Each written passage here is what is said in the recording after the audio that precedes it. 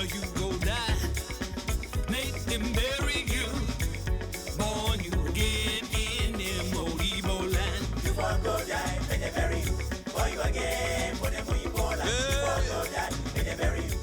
Hi, and welcome to Connecting the Dots. I'm your hostess, Sandra Izsadore, and today I will be having a conversation with Dr. Reginald Clark. And I have questions, and I just want to see if other people are thinking like myself and try to connect these dots. Welcome, Dr. Clark. Thank you so much, Ms. Sandra Izsadore, for inviting me to do this session today.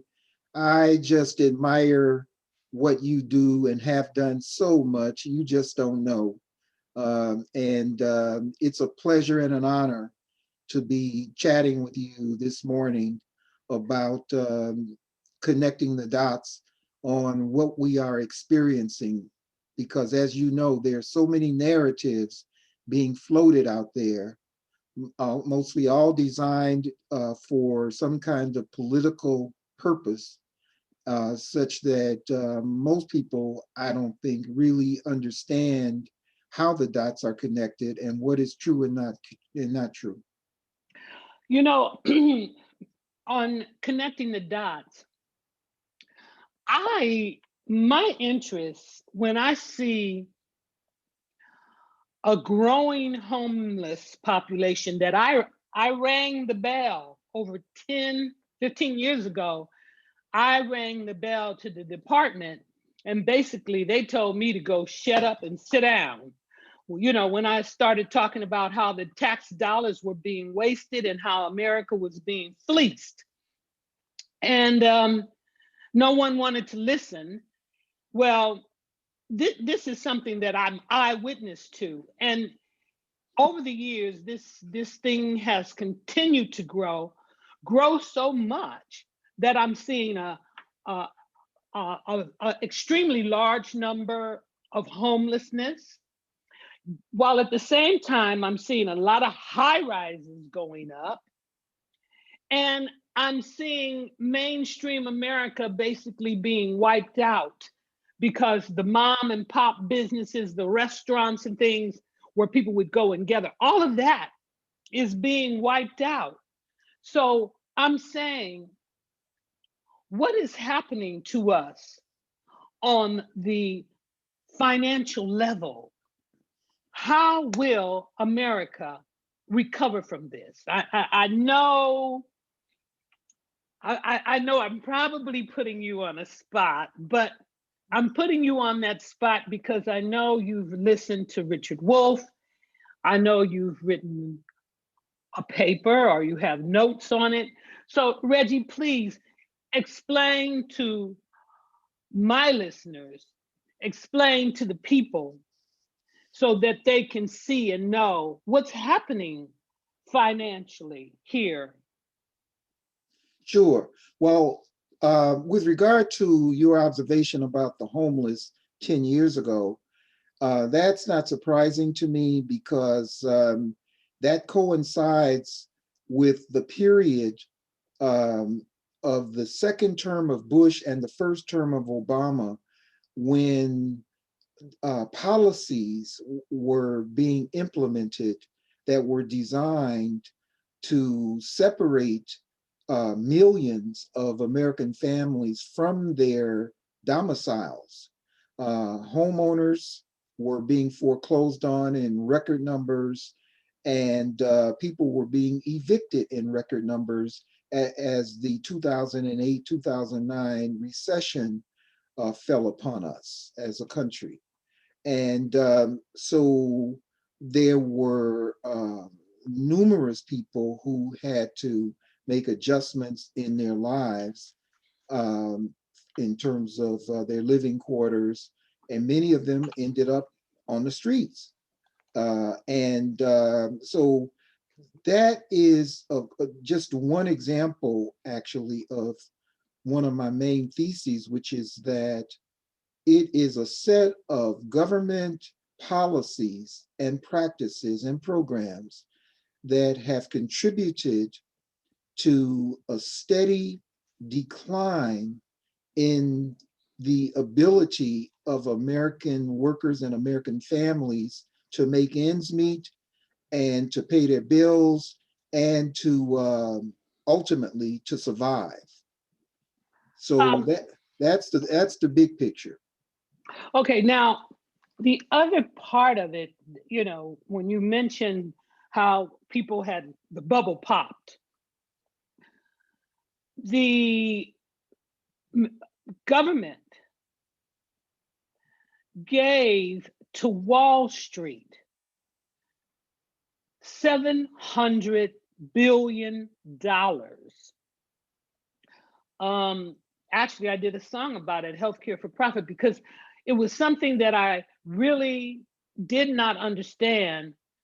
How are you bailing out Wall Street?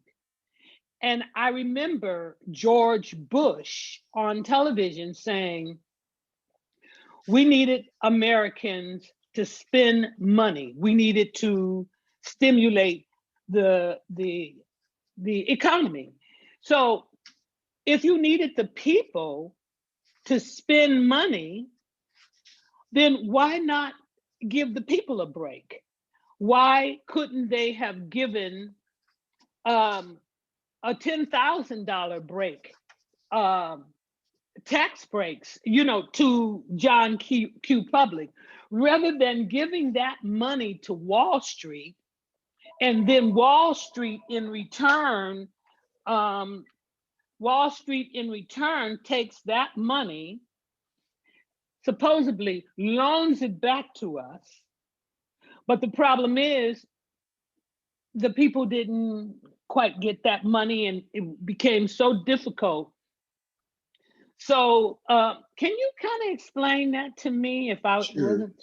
Hmm. sure. Well, what they decided, this is a process that had been in the works for since the 70s, where corporations had been slowly getting controlled by government to the point where they felt they needed to fight back. Back in the 30s, um, corporations were actually taxed at almost 90% rate. By the 60s, they were being taxed at about 53%. And they felt that they needed to do something to take back control over their finances, over their resources.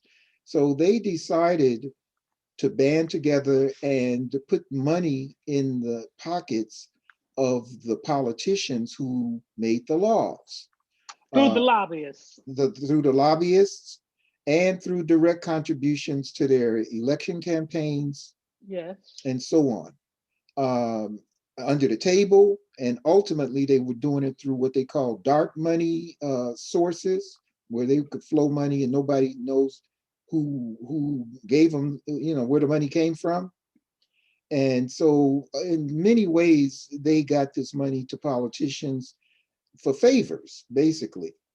Now, of course, they would deny that there was any expectations attached to their giving, but many studies have shown direct correlations between their giving of monies to these politicians and the amount of favorable legislation they got from those politicians.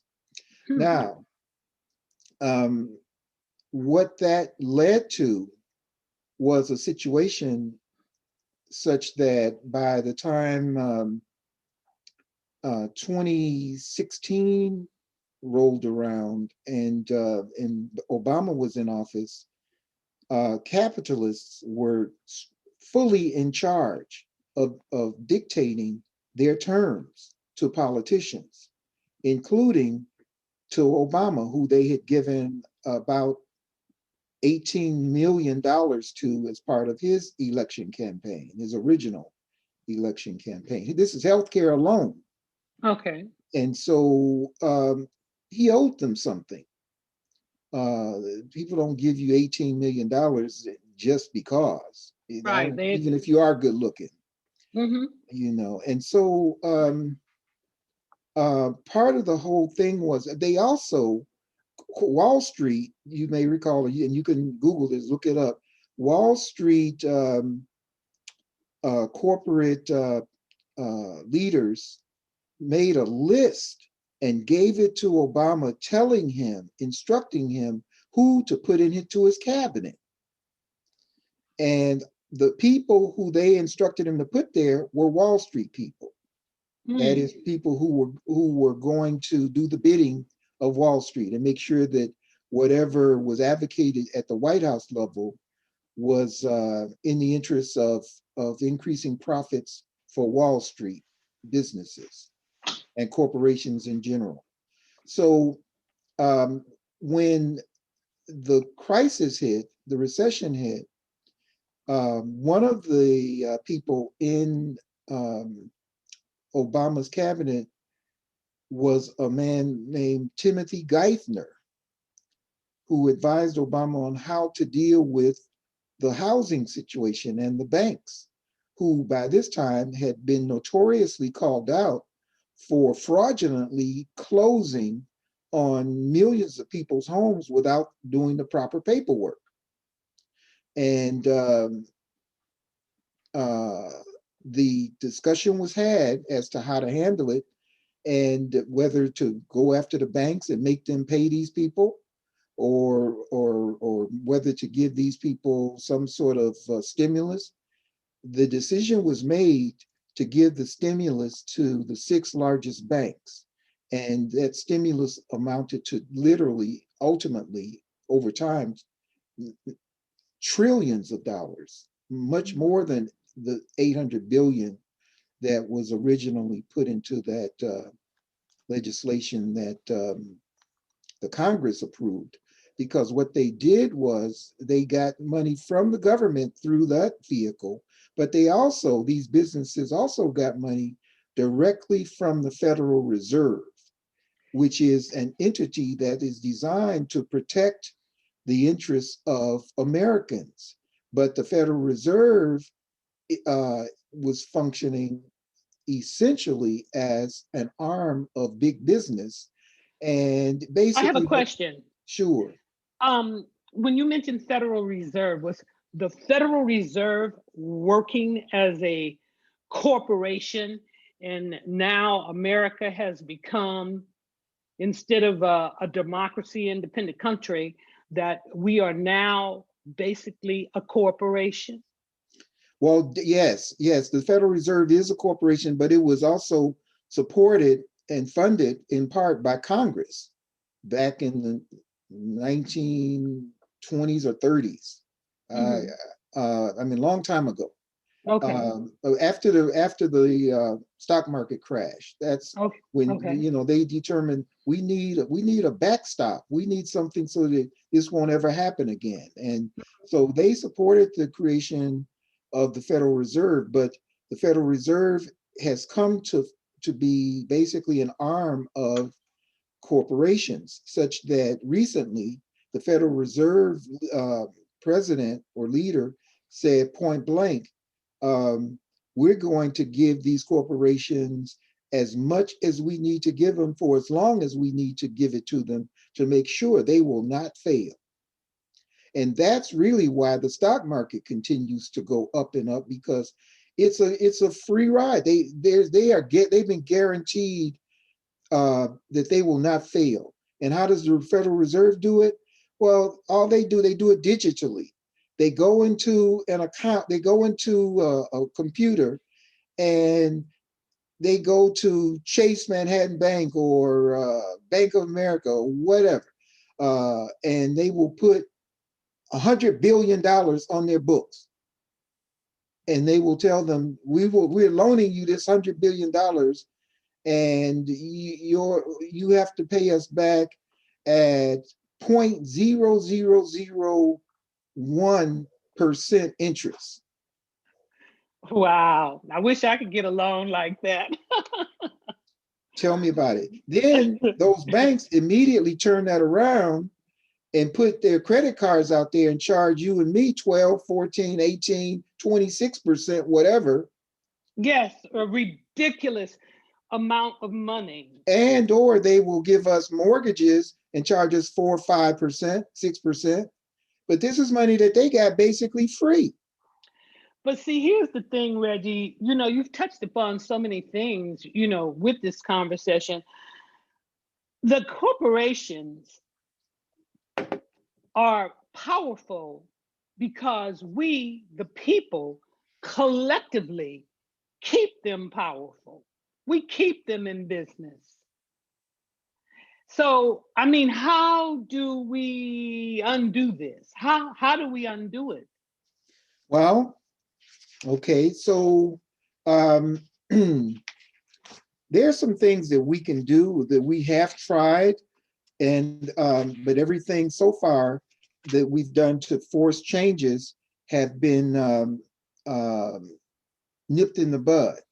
For example, in 2011, Occupy Wall Street Yes.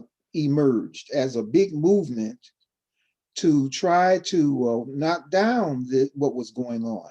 And May I sure, interject too? sure. Well, not only Wall Street, but it was an international thing that happened. Well, that's true. This Mm. Occupy Wall Street movement was international. Right. However, once Obama and the feds got together with the governors and the people running cities and basically gave them carte blanche to start shooting rubber bullets and tear gas and sound waves and all kinds of other forms of crowd control at the protesters. Eventually, they were able to cool out Occupy Wall Street. And they did. They did. They did. Mass arrests. You might have seen the pictures where they had hundreds of them laying on the ground with zip ties and this sort of thing. Yet they'll show us the pictures of the people in China doing it, right? But we have our own versions of that. People with rubber bullets, hit in the face and the damage that does. Anyway, that was the first, most recent, one of the more recent things that people tried to do. Right. And that was cool because it is going to take a mass movement, okay, in my opinion. Next, by 2016, people like Bernie Sanders were starting to sound very interesting to people. Right. Because he was talking about evening out the distribution of the resources, basically, giving a better shake to the average John and Jane Doe. Right. So what did they do? When they saw that he was about to get too much power, as in maybe control something, maybe run for president, the Democrats decided to cool him out, and they basically stole the nomination from him and gave it to Hillary Clinton instead, because she would be more reliable to maintain what the corporations wanted to maintain. And then at the same time, in this 2015, 2016 period, you had Donald Trump telling people how corrupt this system was and how basically it was rigged. I think that was the term that a lot of people were using, rigged. Him, Elizabeth Warren was using that phrase, and others. This system is rigged. And economically, politically. And so Donald Trump struck a chord because Obama's form of help had obviously not done much for ordinary people. Mainstream America. Mainstream America, correct. And so they wanted, and it had gotten to the point where white folks in large numbers were starting to really feel the pain. They had been in a big pot being cooked for decades, but now the temperature was being dialed up on them to the point where they were feeling, they said, oh, this is uncomfortable. No, this ain't, to the point of this ain't right. And so, they started listening to Donald Trump. Right. And then he was saying America first, and they interpreted to mean them, right? Right. And so, they went to him in droves. You know, Mhm. being that you mentioned Donald Trump and saying America first, from a different perspective, starting out, I didn't like Donald Trump. I didn't like him when he had his apprentice show. I thought he was arrogant. It was just a lot of things about him I didn't like. I noticed that a lot of the Black rappers and entertainers, they loved him. Right. But anyway, Yeah, he's actually had a long history of relationships with Black men, especially, and women. But And as today, today they have the media, mass media, has painted Donald Trump to be a villain. yes, they've Now, demonized him. They've done everything possible. you cannot fight the American media. And which, talking about finances, I like to go back to some of the things, the little that I know. And that little that I know, when I connect my dots, just doesn't make sense. When America was originally founded in the industrial period, it was like 5 families that ran this country. And when I say 5 families that ran this country, they're the ones that hired all the people. And at that time, they would hire people, they give them a job, they had no benefits. So America fought and received benefits. And I thought that was a good thing. And corporations being taxed at 53% or higher, they could afford it because everybody was going to them with their money, because all you have to do is look at the monopolies now. Correct. Look at the monopolies now. The same thing is happening.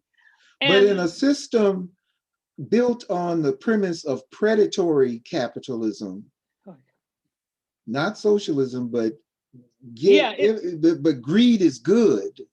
When that's your motto, then every dollar you can squeeze from somebody is good. but So Reggie, it to me, it has gotten to the point of filth. And the well, reason why, indeed. I mean, it's filthy. It's nasty. There's no words really to describe what we have now. I mean, it is a type of excess that is death provoking for many. I mean, that's what we're seeing is people expanding they're dying in larger and larger numbers, basically, and that is going to continue. And if they're not dying literally, they're dying economically, because they're going deeper and deeper and deeper into debt, and they're having less and less control over their own lives as a result, because the debt man and the rent man and at some point the water man, the gas man, and at some point the air man, right, is going to want their cut, and there just isn't enough in the check to pay them all. It's I did a story on a woman who was working for $15 an hour, and that's another Poverty segment wages. Another story that I haven't aired yet. But it's a vicious cycle for the little man, and it doesn't have to be that way, because there's plenty. But there's a cream, a small group of people that are ruling this entire world. No doubt. There's maybe like about 600 billionaires who got filthy richer in the True. last 10 months.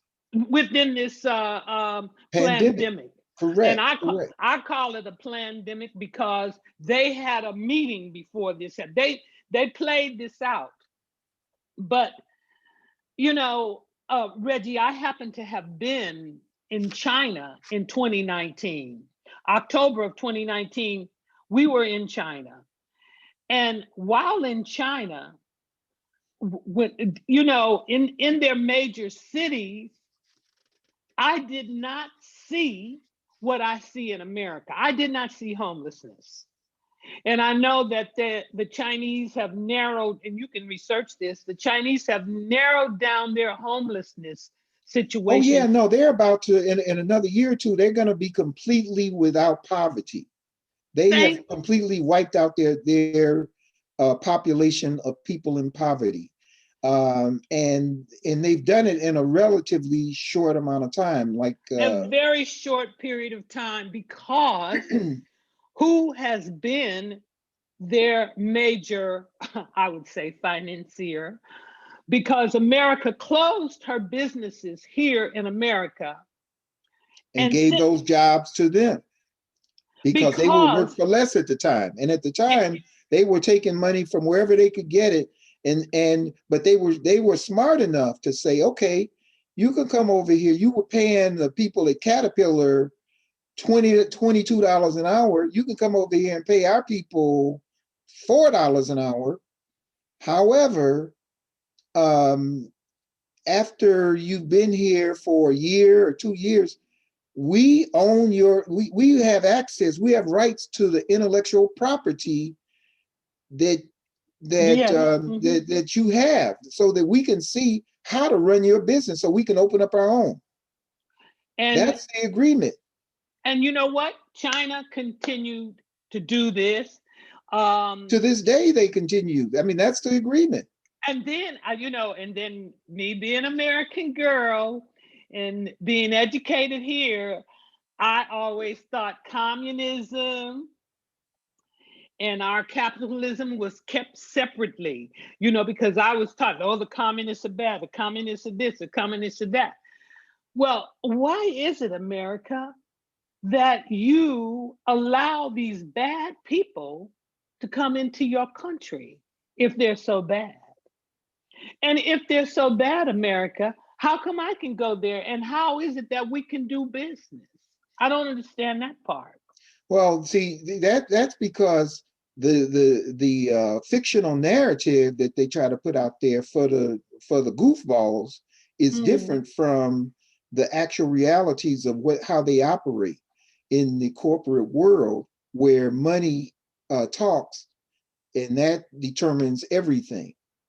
Okay, They don't have, these corporations don't have allegiance to America. They have allegiance to the almighty dollar. okay, I can't argue with that because it's right on their money. Now, let me say this. I remember, when you talk about the 60s and the 70s, I remember that American Black families were thriving. We had Right. our own businesses, you know, um, working. I know so many people, uncles that work for the post office. Those were good jobs. They Correct. worked for the county, they worked for the city, even the garbage collectors. They were able to buy and own properties, really nice Yep. homes, Yep. a lot of them in Baldwin Hills, View Park, even nurses. I remember, because when I was studying to become a nurse, in Malibu, buying homes in Malibu. But a nurse can't buy a home in Malibu today. And a Mm-mm. garbage collector Mm-mm. No, can't. well, if you look at the rate of home ownership from, Mhm. say, the 60s on up to, say, the 80s, you see a trend where it went up, it increased. A higher percent of African Americans became homeowners. And at Mhm. one point, I believe it was close to like half of Blacks owned homes. But what happened was, with the takeover of the politicians and the politicians' decision to impose more austerity policies that essentially gave more dollars to corporations and less dollars to working class people. And then with inflation eating at those fewer dollars, people became less and less able to afford homes, and to afford even the homes that they already had. Then you had the phenomenon of the people being able to go into the home equity, and borrow money to keep up so that they wouldn't have to do it off a credit card. So they would borrow off their home. But then after a while, you had to pay that back, and they weren't able to. Ultimately, this all started really coming to a head in the early 2000s. So that by 2005, 2006, you started, if you look at the foreclosure rates, you start seeing them increase dramatically. And even to this day, there's never been a period for any president where the foreclosures were as great as they were between 2000,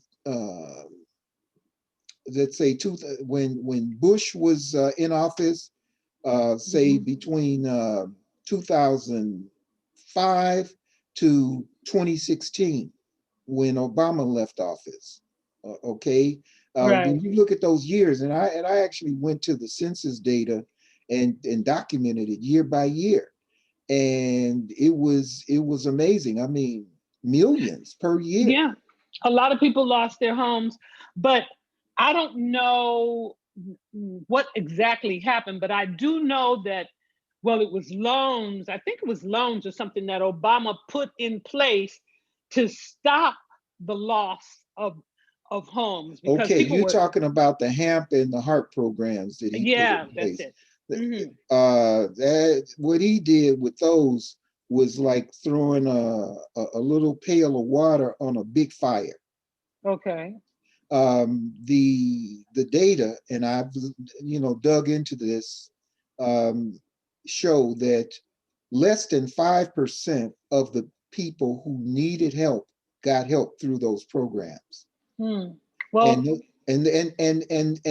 5%, and I know about that because I happen to be one of the ones trying to pursue a HAMP loan at one point in time. But in addition to being just incredibly difficult, if you were able to get one, I found out later that within 5 years, the way that they were structured was yes. the help that the changes they made to your mortgage agreement were such that you had to be back on your feet and doing what you had been doing originally within 5 years. And if you weren't able to do that, you were back where you were. Yeah, wasn't it they bought in the arm or I Well, they used, well, that was another element of it. They allowed the mortgage lenders to use these tactics and techniques to sell loans, like the adjusted rate mortgage, where yeah, you the really didn't arm. know what your mortgage rate was going to be from one point to the next. They Yeah. allowed these people to use certain tactics that were not conservative, such that Predatory, I would say. predatory. And so the mortgage lenders got Yes.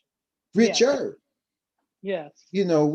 writing hundreds of thousands of these loans, which were not good for the desperate homeowners. People don't see and now what they have is the reverse mortgage, we'll Right, help you stay in your home. right, So what used to be home wealth begins with, I think wealth begins with home ownership because this is right. something that you pass Especially in down. Black communities, right.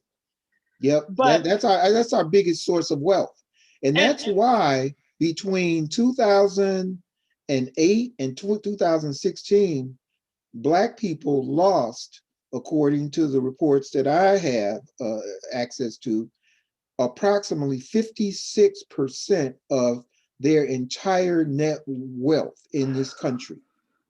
Believe it. I believe it. And the reason how come I believe it is because my eyes have seen it. And when I go out, I remember businesses, Black businesses, they started folding, collapsing, homes. The parent either died, the children took over the property when they took over, or just on my block. One young kid, he lost his mom and dad, but he inherited the home. He didn't know what to do with it. The Right, money and the equity that was in there, he started partying. He took the right. insurance money and he partied. I saw that happen to 2 homes on my block. That And and that's another issue. The whole issue. See, we've been talking about external forces that cause this, but there's also some internal dynamics that we have to look at with a discerning eye as well, and mm, and that has to do, for example, with the financial illiteracy oh, that exists among most African Americans. And it through no fault of their own, really, but mostly because of historical realities. They never learned it from their parents, and the school certainly did not teach it. but I can remember. I would tell you, in that area, I consider myself to have been blessed Okay, because tell me. my dad, um, my dad, who only had a 4th grade education and worked hard for his money, he was independently living from the age of 12. And he learned the hard way. He came up the hard way. So he was somewhat of a gangster before, but not a terrible I gangster. understand. No, he was streetwise. Yeah, he was streetwise, and my father could do just about everything. But one of the things that he instilled in me, the importance of ownership, Yes, having property, and to hold on to it. And his biggest dream was for me to have income property. And yes, yes, you yes. know, and Yes, from and that, I guess I was fortunate in some ways like that as well, because when I think back on my own family, I had little glimpses of it.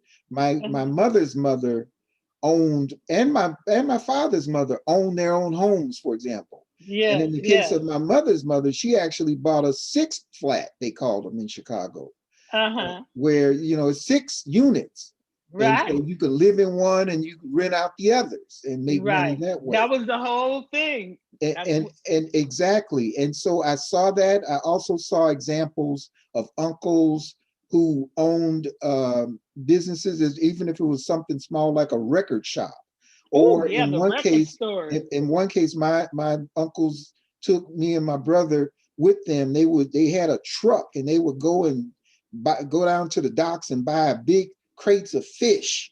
And Fish market. then we sit on the truck when we drive through neighborhoods, and they yell out, fresh fish, right?" Yes. And people would come out and they, weigh the fish. And, I mean, these are the kinds of experiences that Oh I yeah. had that let me get a feel for what it was like to be the owner or the producer, and not the consumer all the time, right?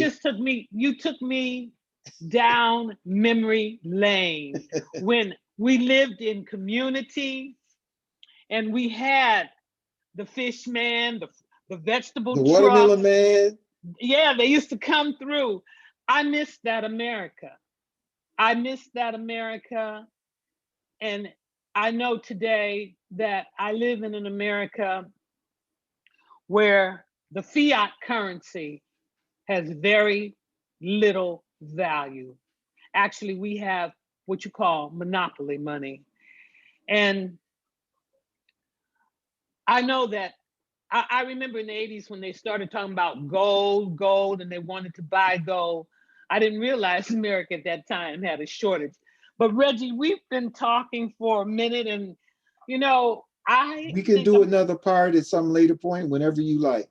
yeah, because we haven't even covered half of what I want I to know, I know. bring it up to the reality of today and where Yeah. we are. Thank you so much for your time, Reggie, here connecting the dots. Thank you. I really appreciate speaking with you. I get excited, because Yes, likewise, likewise. I like learning. And so do I. Yeah, I like learning. All right. Well, you have a great day. Thank you, Sandra. You too. Be safe.